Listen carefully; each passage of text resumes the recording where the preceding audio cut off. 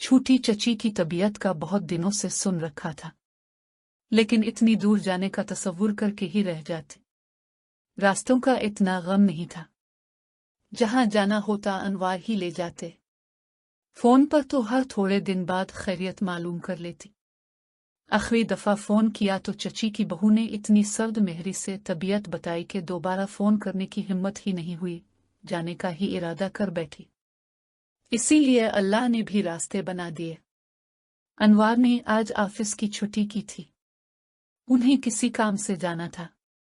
इत्तेफाक से इलाके का नाम सुना तो मैं खुश हो गई। अरे करीब ही चची का घर है, आज चची की इयादत कर आती हूँ। चची से मिलने की खुशी में जल्दी जल्दी काम निपटाया और अनवार को कहा कि आप छोड़ दें और जब कम खत्म हो तो आ जाइएगा। आज का दौर ऐसा है कि इयादत के लिए भी जाओ तो फोन करके ही जाना पड़ता है। फोन किया तो मंसूर भाई ने उठाया, बताया तो खुश हो गए और कहने लगे, मियाँ को भी बोल देना खाना हमारे साथ खाए। बहुत मना किया कि मौका नहीं है, पर मंसूर भाई कहने लगे, अम्मी खुश हो जाएंगी। रास्ते से फ्रूट लिए और बेकरी से चची की पसंद का सादा केक। बचपन से हमेशा हमने चची को कभी क्रीम वाला केक खाते नहीं देखा, वो हमेशा सादा केक खाती थी। गली के कोने पर अनवार ने छोड़ा और मंसूर भाई को फोन कर दिया। मंसूर भाई गली के कोने तक लेने आए। अनवार को देर हो रही थी, इसीलिए वापसी में आने का कहकर अनवार निकल गए। मंसूर भाई इतनी मोहब्बत और अपनायत से मिले, सर पर हाथ रखा, पूछा, गुड़िया खैरियत से हो, बच्चों को नहीं लाए? बे-इख्तियार आंखों में नमी उतर आई कि इस नाम से तो अब कोई नहीं पुकारता। नहीं मंसूर भाई, दोनों बच्चे कॉलेज से देर से आते हैं, फिर मंसूर भाई गर्मी में निकलना बड़ा मुश्किल लगता है। हाँ ये तो है, आना फिर कभी बच्चों को लेकर। चची के कमरे में दाखिल हुई तो सामने चची बेड पर बैठी हुई थी। दिल दुख से भर गया कि चची इतनी कमजोर हो गई है।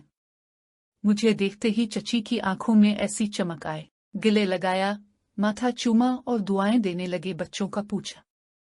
थोड़ी देर में चची की बहू लवाजमात और चाय ले आई, बहुत अच्छी तरह मिली। फोन पर सर्द मेहरी से बात करने का शायबा तक न था, मैं भी अच्छे से मिली। अरे मंसूर भाई ने खाने का कहा था तो चाय के साथ इतना एहतमाम क्यों किया? मैं मेहमान थोड़ी हूँ, इतने अरसे बाद आई हैं। शाहीना आपी तो मेहमान ही हुई ना। और मैं खामोशी हो गई। वाकई 8 महीने से चची की बीमारी का सुन रही थी। अस्पताल में देख कर आई तो फिर घर की मसरूफियात की वजह से निकल ही नहीं सकी। चची के पास दुनिया जहान की बातें थीं करने को, मेरे पास भी बहुत कुछ था दिल का हाल कहने के लिए। चची ने बातों बातों में बताया, मंसूर की दुल्हन बहुत अच्छी है, बेटियों की तरह मेरा ख्याल रखती है। चची ना भी बताती तो अंदाजा तो हो ही गया था। सलीका तरीका, घर बार और नाश्ते की सर्विंग देखकर पता चल रहा था। चची बताने लगे कि जब से तबीयत खराब हुई है, अपने मैके भी नहीं जाती। मैके सुबह जाती है, शाम में आ जाती है कि घर में कोई और तो है नहीं। मेरा तो एक ही बेटा है, दिल डरता था न जाने कैसी बहू हो, लेकिन दुल्हन बहुत अच्छी है। बस अल्लाह जल्द उसकी गोद भरे। चची ने कुछ भी नहीं खाया, मैदे की तकलीफ की वजह से बस लिक्विड ही खा रही थी, बगैर मसाले के। बावी ने इसरार करके चाय के साथ रखे लवाजमात सर्व किए और बातें करने लगी कि मंसूर और उम्मी बताते हैं कि ताई उम्मी उनके मशवरे के बगैर कोई काम नहीं करती थी। अम्मी और ताई की बहुत बुनती थी। मैं भी ठंडी सांस भर कर रह गई कि वो भी क्या दिन थे। ईद, बकर ईद, शादी, सब शॉपिंग उम्मी चची के साथ करती थी। उम्मी के जिक्र पर मैं आबदीदा हो गई तो चची कहने लगे कि ये भी मैका है तुम्हारा नौरीन, फरहीम की तरह आया करो, रहने आओ, बच्चों को लेकर आओ जब दिल करे। इतना दिल बड़ा हुआ, बातों में वक्त गुजरने का एहसास भी नहीं हुआ। अनवार भी आ गए। चची की बाव ने खाना लगाया, खाने पर भी बेइंतहा एहतमाम था। शर्मिंदगी होने लगी। इस पर मंसूर भाई का खुलूस और मोहब्बत मान किया कुछ नहीं था उनके लहजे में। चची ने कुछ भी नहीं खाया। दलिया दुल्हन ने लाकर दिया तो बस आदमी प्लेट खाई और वापस करने लगे। मैंने इसरार करके बातों बातों में चची को पूरा दलिया खिलाया। चची अनवार से बातें करने लगी। मैं चची की बहू के साथ बर्तन समेटने लगी। बहुत मना करने के बावजूद मैंने किचन में बर्तन रखे और पलटने लगी तो चची की बहू फिजा ने मुझे मुखातिब किया। शाहीना आपी, आपको फोन पर मेरा अंदाज बुरा लगा था। मैंने भी दिल में रखना मुनासिब न समझा, तस्दीक में गर्दन हिला दी। आंटी को मैदे का कैंसर डायग्नोस हुआ है। पिछले दिनों भी बहुत तकलीफ से गुजरी हैं। लास्ट स्टेज है, डॉक्टर बहुत ज्यादा ट्रीटमेंट के हक में नहीं है। अब सबको आंटी इतना याद करती है। मंसूर ने सबको फोन करके बताया भी था। अब से तो आंटी इतना प्यार करती है। मंसूर को भी छोटी बहनों वाला मान था। इन 8 महीनों में आपकी कमी बहुत महसूस हुई। आपका तो बचपन गुजरा है आंटी के साथ। आज देखें आंटी कितना खुश हैं। दलिया भी खा लिया, वरना 2 चमचे खाकर वापस कर देती है। फ्रूट भी खाया और चेहरा खुशी से पुरानी बातों को याद करके दमक रहा है।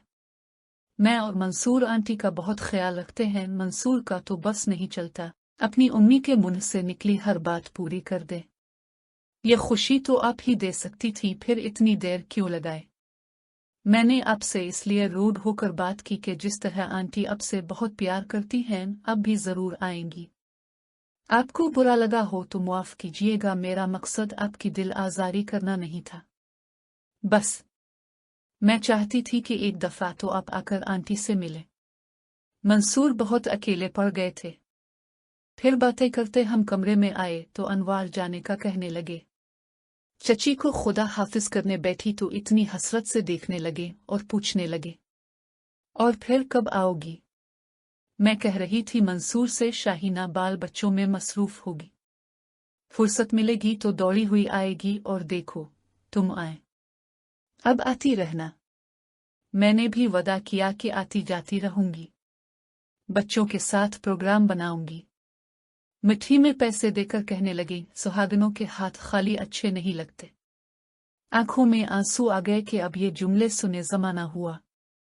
चची का माथा चूमा और मंसूर भाई से माजरत के अल्फाज कहने चाहे तो सर पर हाथ रखकर कहने लगे, नहीं बेटा कोई बात नहीं, जिंदगी बहुत मसरूफ हो गई है, दौर का सफर भी है। हाथ में पैसे दिए और कहने लगे कि बेटियां मैके से खाली हाथ नहीं जाती। बे-इख्तियार चची की बहू से नजर मिली और शर्मिंदगी हुई कि इतने मोहब्बत भरे मान भरे रिश्तों को दुख दिया।